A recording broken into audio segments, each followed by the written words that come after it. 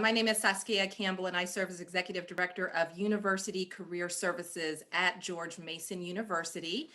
In this special time during this racial awakening in our country, we have been seeing employers putting out Black Lives Matter statements or more broad diversity and inclusion statements. We've seen them really look internally at the organization and the type of environment they're creating for their employees.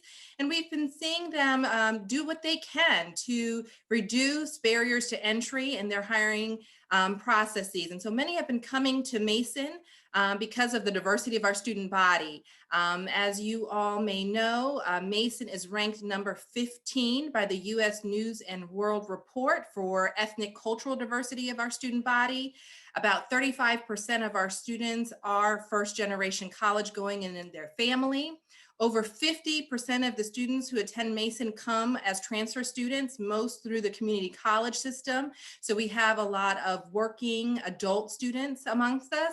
And so we are diverse in lots of different ways, and we can definitely help employers connect immediately with our current students. But for those who really want to go deep, who want to address systemic inequities, who want to make lasting change, we are also encouraging them to think about their long-term strategy, reaching back into the K through 12 talent pipeline. And so super thrilled to have Khaseem Davis, Director of the Early Identification Program, here with us to share a little bit more about how employers can get connected and involved if they want to really build out a long-term strategy to meet their hiring needs, not just of today, but of the future as well. And so Khaseem, thanks again for being here. And I would love to turn it over to you to tell us a little bit more about the mission of the Early Identification Program here at Mason. Sure. Well, good afternoon, Saskia, and thank you for inviting me. My name is Khaseem Davis. I serve as the Director of the Early Identification Program here at George Mason. And pretty much the mission, right, the core of what we do is to really improve students' access to higher education and improve their quality of life by really increasing their understanding of, one, higher education and its impact on their life choices. Great. And so who are the students you serve? What's a typical profile? Sure. Students who participate in the early identification program, they will be the first in their families to go to college, right? So they're college bound, they are first gen. Not only that, we see that a large percentage of our students identify as racial or ethnic minorities. Over 62% of our students classify as female or identify as female. Uh, and about 80% of our students qualify for free or reduced lunch. So the profile of an EIP student is usually a student that may come from a low income background, a student who may need additional supports, especially with regards to navigating secondary school, the middle school, and a student who is really motivated and eager to further their education by going to college. Great, great. And so tell us a little bit, I know you're busy, you do a lot. What are EIP's core components? Sure. So we have several different program components. One is what's called the academic mentoring program. The academic mentoring program serves as our after school and mentoring program for students. And so these programs are really designed to provide students with both academic support and some of that relationship building with near peer mentors, right? So students are actually participating in AMP after school. We also have some weekend sites. Right now during COVID, everything is virtual. So everything, of course, is taking place online. We then have what's called STEM Fusion. STEM Fusion is our math and science enrichment program, where students, they'll come to Mason. Again, now it's virtual, but they receive support in math and science. And then we have some career readiness components, right?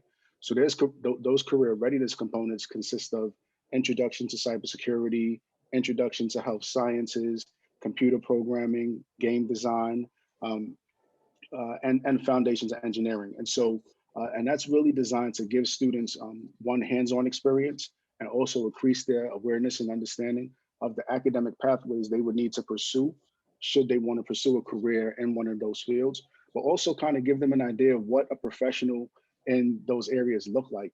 So usually the folks who are actually facilitating those particular sessions for our students, they tend to be from the community. They tend to be EIP alumni that are actually coming back, right? Or they tend to be public school teachers. The core of our program is our Summer Academy. The Summer Academy is a 3-week academic enrichment program that really prepares students for the school year, right? So students are actually, they're coming in, they're taking math, they're taking science, they're taking English, and then we have electives that they can participate in. And the electives falls underneath our college career readiness seminars. And so during the CCR seminars, students are actually able to take biotech and engineering. Again, they're able to do cybersecurity, game design. This year, we introduced the careers and education component as well to expose students to careers in the educational sector. And so the whole goal behind all of this is to really provide students with soft skills, but also really strengthen their academic competencies and core coursework, right? We also have what's called Strengthening the Family. The Strengthening the Family seminars is really designed for our students in the 8th grade and the 10th grade. And we're actually in the process of pretty much revamping that and labeling it the Parent Academy. But Strengthening the Family is really designed to provide families with information around navigating the secondary school system, right? So how do you best advocate for your child? What types of questions do you go in and you ask teachers, school counselors, so on and so forth? Also, what are some of the developmental milestones that your students may be experiencing, right? So one of the things about EIP, a large percentage of our students are also first in their families to be in the United States, right? So there are some cultural differences that their families are having to navigate, especially in the school system. And so the Strengthening the Family piece is really designed to kind of help parents figure that part out, where we are not necessarily talking at families or talking to families, we're talking with families to really get them to understand the process. And then to top it off, how do you plan financially for college? And what is the college transition process going to look like? And then how do you support your students at the point that they're in college? So that's the Strengthening the Family seminar. We also have what's called our Dare to Learn, Serve, and Lead. And this focuses on pretty much leadership. And we have 4 areas I would like to say that we really cover there. One is communication and teamwork, and that's usually designed and targeted for our 8th grade students. For our 9th grade students, it's emotional intelligence. For our 10th grade, for our 10th grade students, it's resiliency. And for our 11th grade students, it's servant leadership. And the idea is that that experience will culminate with some sort of service learning project. So this way, again, students are in the community and they know and they understand what it means to actually give back. And then we have what's called EIP Prep. That is specifically designed for our 8th grade students. So that's their transition into the program. They begin to kind of get their feet wet with regards to just coming to events, coming to campus. Their parents get to learn and understand what the commitment to EIP is going to be like, so on and so forth. Altogether, students receive multi-year support, year-long support over a 5-year period. So if they successfully complete the program, they're automatically admitted into George Mason. And then for those students who complete the program with a 3.5 GPA or higher, they're invited to apply for several of our full tuition scholarships and partial tuition scholarships. Oh, I'm inspired and motivated. I mean, it sounds like a lot and very worthwhile initiative that you run as we think about the need to adequately prepare students to successfully matriculate to college and to have that strong math and science foundation so that they can meet a lot of the critical hiring needs of our area. So that's fantastic. Can you share, just to kind of personalize it, make it real, a few EIP student success stories? Sure, we have a few of them. So I'll give you, I'll give you a few off the top of my head. One, there was a gentleman who actually came to George Mason University, ended up getting a full tuition scholarship, graduated, ended up going to school in Iowa, received his PhD, and now he served as a software engineer, right?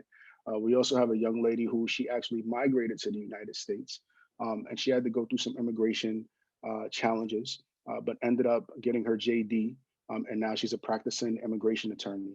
We also have students who are actually siblings that have actually gone through the program. So I think of 2 in particular that actually graduated with their degrees in cybersecurity and information systems. And so now they're both in that space doing wonderful things. There was a young lady who actually came to Mason through EIP. She became part of the Honors College. She successfully traversed the institution, graduated with a 3.999, right?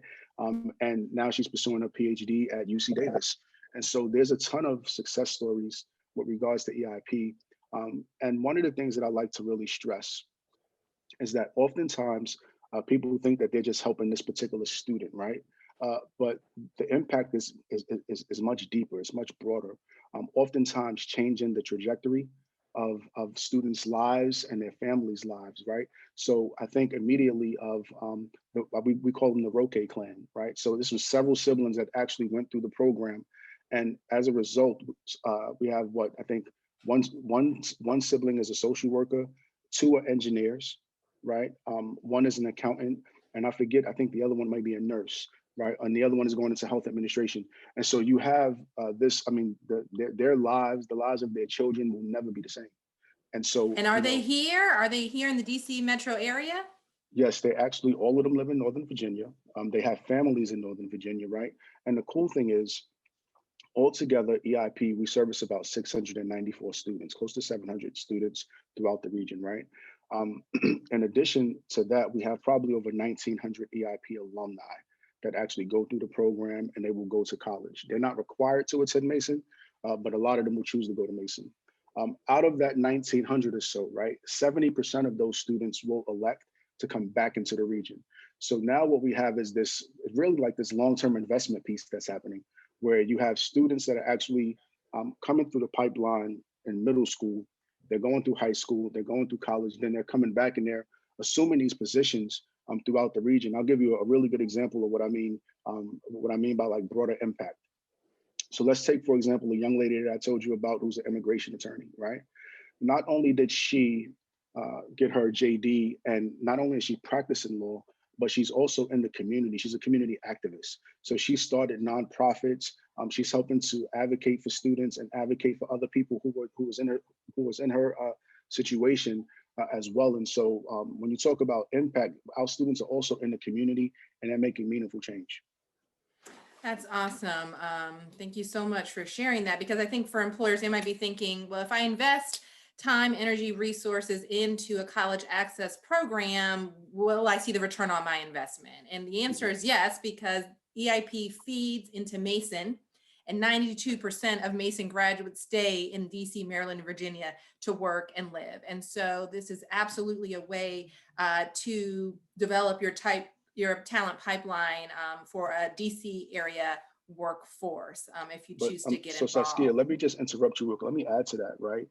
One of the beautiful things, and this is why I really encourage people to really look at and to really think seriously about investing in programs like EIP, is that EIP is comprised of emerging majorities. So what do I mean by emerging majorities?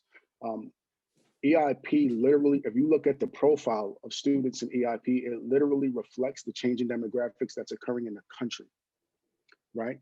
So what you're actually doing is you're investing in the future of your company, because most likely these are going to be the people who are going to come through. These students, they're going to be the professionals that you're going to want to train, that you're going to want to engage with, because they're going to be leading your organizations and probably within the next 15 to 20 years. And so companies really have to think strategically and they have to think long term, especially with regards to, I would say, remaining relevant and making sure that they have a highly trained workforce that will really be able to further their mission. Well, that's a strong closing, Khaseem. We'll kind of end it there. And so I just want to flash up on the screen in a moment ways that you can stay connected to Khaseem and the early identification program here at Mason, where you can contact him to volunteer. Is that the best thing for people to do, is to contact you directly if they want to volunteer in any one of your core components, or to give? What should people do? So I prefer that they contact me directly. I usually like to have folks start out by just familiarizing themselves with the program, coming in and volunteering. But then if people would like to give, we also welcome that as well. So they can either give financially or they can give of their time and come in and help us out and go from there. Great. Thank you so much, and have a great rest of the day.